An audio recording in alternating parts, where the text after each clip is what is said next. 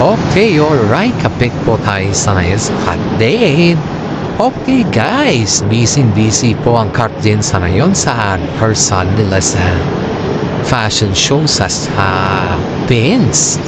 Alam naman din natin na pagdating sa trabaho ay talagang todo bigay ang Cut Din at yan po ay isa sila sa mga ambasador ng Vince. Ang dami nilang ambassador guys kaya tinipon-tipon po sila ng mga kanilang management dahil para sa ganon ay makita nila na ang Cut Din talaga ay nakafocus sa kanilang trabaho. Hindi naman lingid sa ating kaalaman guys na ang Cut Din talaga ay pagdating sa trabaho ay talagang todo bigay sila at seryoso sila. Kaya ngayon guys is naglalakad po sila sa oras patungkol sa kanilang mga rehearsal kung paano kumanta at kung ano yung kanilang style sa pagrampa. Marami naman ang mga fans sa Manitsin po ang masaya dahil nakita na naman nila ang kanilang paborito sa buhay. Walang iba kundi ang Cut Din. Inahabang kasi nila ang pagrampa ng dalawa sa fashion show ng The Vince. Hindi lamang po yan guys.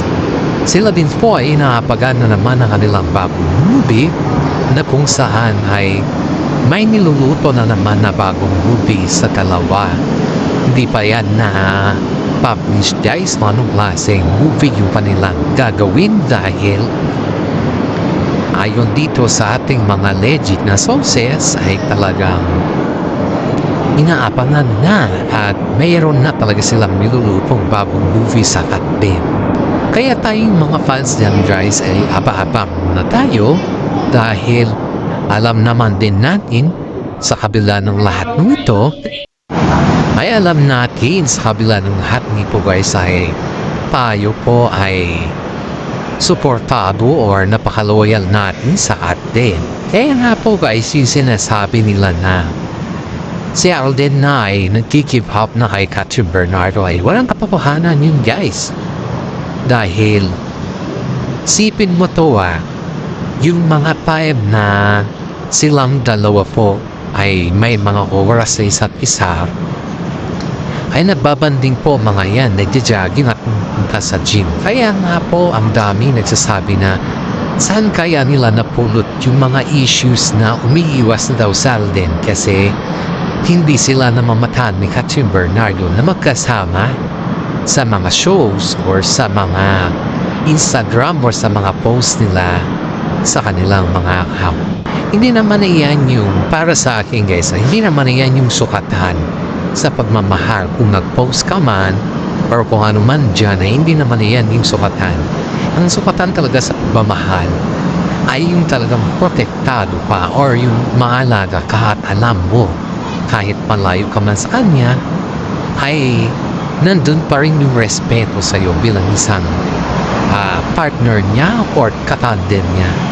Dahil ang pagmamahal po ay pag nire-respeto mo, may some decision ka at napaka-gentleman ka sa kanya, iyan po yung tinatawag na pagmamahal. Hindi po yung hindi ka kasama sa picture o wala kang update sa sockmate, wala na kayo, umiiwas ka na. Hindi po sa ganun guys. Kaya nga po, madaming mga netizen dito ang nagsasabi na porte daw hindi na sila magkasama sa sockmate ba sa picture sa mga Instagram ay hindi na daw sila umiiwas na daw sa atin. Pero that's not true guys. Walang ganun na basis. Yan ay ginagawa lamang po yung mga ibang tao yan dahil silang nilang patunayan sa kanilang mga sarili na sila po ay gumagawa ng sarili ng balita tungkol sa Cut Din. Siguro guys ay namimiss lang nila yung palagi silang nagbabanding at may mga halong mga pictures sila sa Instagram. Pero as of now kasi guys, intindihin din natin sila kasi makaiba po sila ng network. May mga time din po na busy si Alden at may mga time din po na busy din si Katrin. Kaya may mga time din talaga na yung kasama nila lang, yung mga barkada nila lang yung nasa post nila. And of course, iniintindi natin yan dahil namakaiba sila ng management at saka network.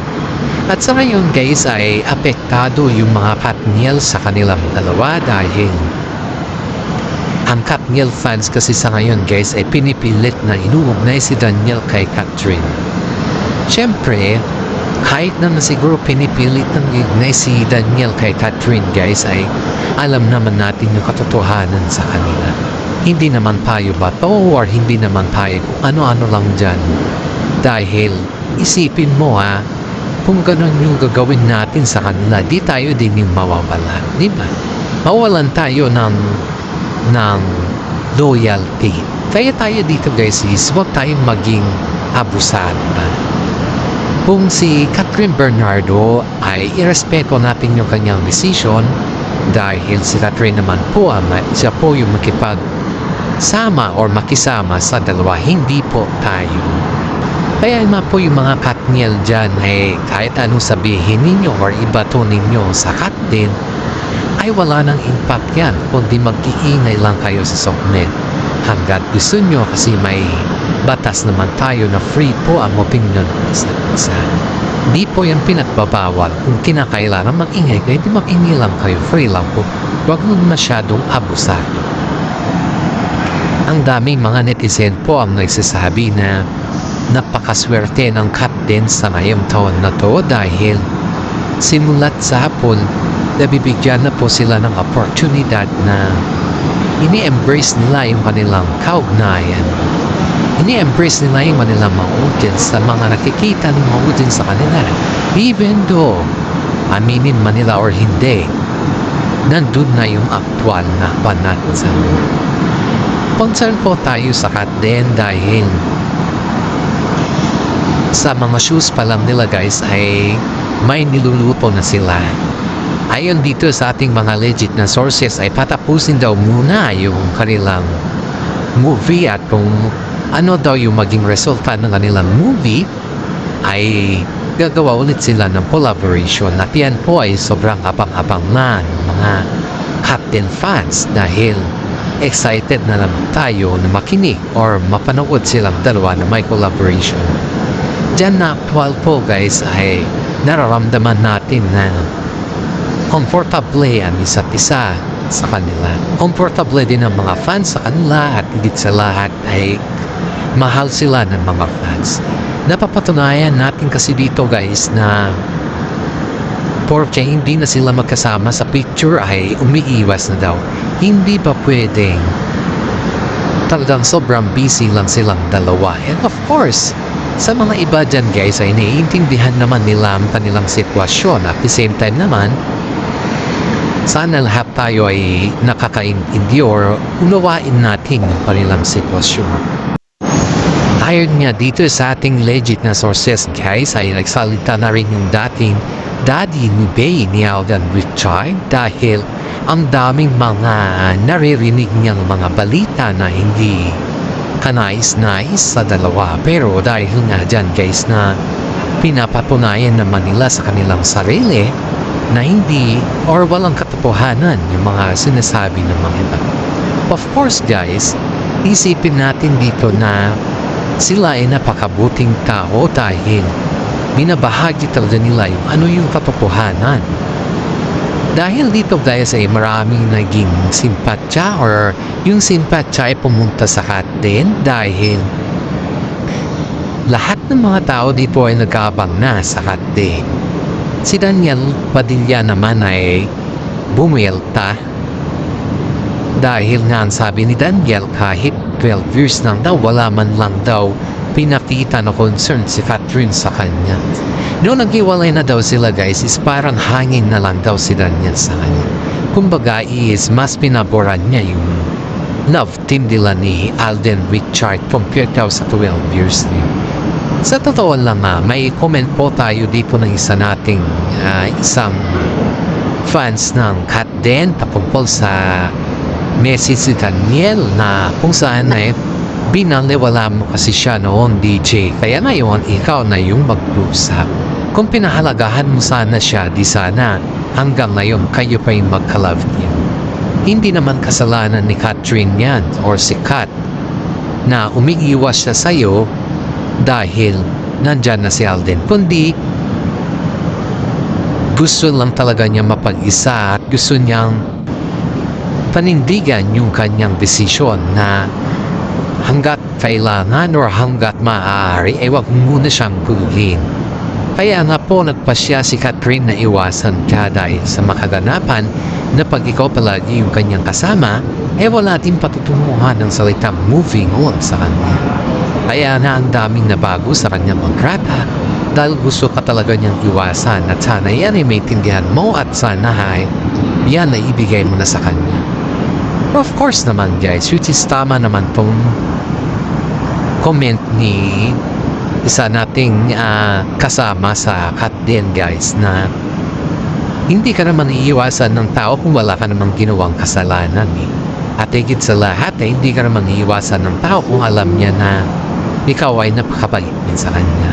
Kung hindi ka sana gumawa ng mga bagay-bagay na mag-force kay Catherine na iwasan kay, yun dapat, wala ka dapat sa bahala. Pero masyado ka kasing kampante nung ganyan. Kaya wag mong isipin na si Catherine po ay umiiwas dahil nandyan si Alden Richard. Kundi, umiiwas si Catherine sa pamarahan na kaya niyang intindihin yung sarili niya kahit wala ka. Kaya niyang tumayo sa sarili niyang pahag kahit wala ka. At kaya niyang panindigan ng lahat ng bagay na to kahit wala ka. Iyan po yung mga katagang gustong sabihin ni Catherine sa'yo. Kaso nga lang, ayaw niya na kasi makipag-usap sa'yo dahil niya hindi mahirap sa kanyang gawin yan. Pero kinakailangan niya dahil gusto niya at yung sarili niya ang kanyang priority sa ngayon. Dahil ang hirap naman kasi ng sitwasyon, BG, na gumawa ka ng kasalanan tapos gusto mo maging okay ng lahat sa isang simpleng pakiusap lang. Ang ginawa mong kasalanan ay yan po yung nagudyat kay Catherine na mag-move on. At yan din po yung nagudyat kay Catherine na iwasan ka. Hanggat maaari, wag mo naman na sana siyang bumugin. Dahil si Catherine po ay may sarili niyang buhay at gusto din po niyang mapag-isa. Sana naman Daniel, huwag ka na pumunta sa bahay ni Catherine at huwag ka na manggulo. Dahil ang mga yan na bagay po ay hindi na para sa iyo kundi para na kay Alden Richard.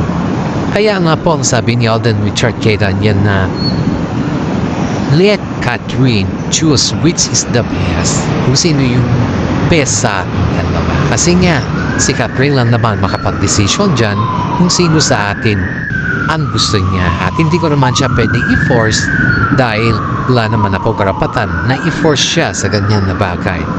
At ang masasabi ko lang ay protektahan mo pa rin si Catherine kahit wala na siya sa'yo. Ang paalala lang po ni Alden kay Daniel Padilla na hanggat maaari ay wag muna siyang manggulo dahil hindi naman sa paggugulo ang makakaayos sa lahat kundi may tamang panahon. There is always a time for everything. Hindi pa siguro tamang panahon para makipag-usap si Daniel Padilla kay Catherine kasi nga po fresh pa yung nangyari. Kahit naman sino guys, kahit ikaw or kahit sino sa ating dito pag ganun yung sitwasyon, you can stand. May prinsipyo ka at ang hirap mag-move on sa ganun na lagay. Kaya nga ang daming nagsasabi na yung mga tsansa na ibibigay ni Daniel kay Catherine ay yung ibibigay pala ni Catherine kay Daniel ay binaliwala lang ni Daniel yun. Mabuso kasi si Daniel guys. Ang iniisip niya kasi yan ayon dito sa ating legit na sources ay total nagtagal naman kami ng 12 years at wala naman niya pupuntahan kasi pabalik pa rin sa akin niya. What is 12 years compared sa bago lang niyang kilala, di ba? Ako kilala niya na samantala yan si Alden Richard hindi pa niya kilala ng buong buo. Aba malay mo lang, baka hanggang lang yan sa shows at after na kanilang movie, wala na yan. Yan yung katagang mga binibitawan kasi ni Daniel Padilla pag siya'y naglalasing. Guys, pag lasing na lasing niya, kasama niya yung kanyang mga kaibigan, ay nagbibitaw siya ng mga salita na hindi naman dapat niyang gawin yun. Kasi yung mga salita na yun ay nakakasira din kay Katrin. Pero hindi nga kasi iniintindi yun guys pag siya'y naglalasing na or lasing na. Halos panay ng bitaw niya ng salita, hindi niya alam na may mga kasama din siya na naging barkada ni Katrin na masyadong close din kay Katrin. Hindi niyan po iniisip guys kasi ang siniisip lang niya ngayon ay kung paano daw niya dalhin si Katrin. Ang hirap ng sitwasyon ni Katrin guys kasi kahit anong gawin naman ni Katrin guys ay nanggugulo pa rin si Daniel Padilla. Kaya ang sabi ni Mami Min kay Alden Richard ay bantayan mo si Katrin kasi ayaw kumukulit ang kanyang naranasan kay Daniel Padilla at napaka-gentleman naman ni Daniel na ni Alden Richard kay Katrin kaya sinunod niya po yung ganun na taktika ni Mami Min sa kanya. Kaya nga po guys hanga po kay Daniel kasi nga po kung magsabi ka ng salita sa kanya ay talagang priority niya yan. Yan po yung message ni Mami Min kay Alden Richard po. Kasi si Alden Richard guys ay kapag nagsabi ka sa kanya or nag-uusap ka, that's mean that Alden Richard ay priority niya yan. Hindi kagaya ni Dan, yan nasa hanggang lang sa kamera siya. Kaya isip-isip muna tayo dito guys. Dahil yung mga pabor kay Daniel ay hindi ko na alam. Pero pabor pa rin ako kay Alden Richard. Kaya Alden Richard, please alagaan mo si Katrin kahit anong mangyari. Sana nandiyan ka lang para sa kanya. At hanggang dito na lang po yung ating YouTube channel or update natin patungkol sa Hot 10. Sana naman paki-like, share, at comment naman po. Maraming salamat at God bless po sa ating lahat.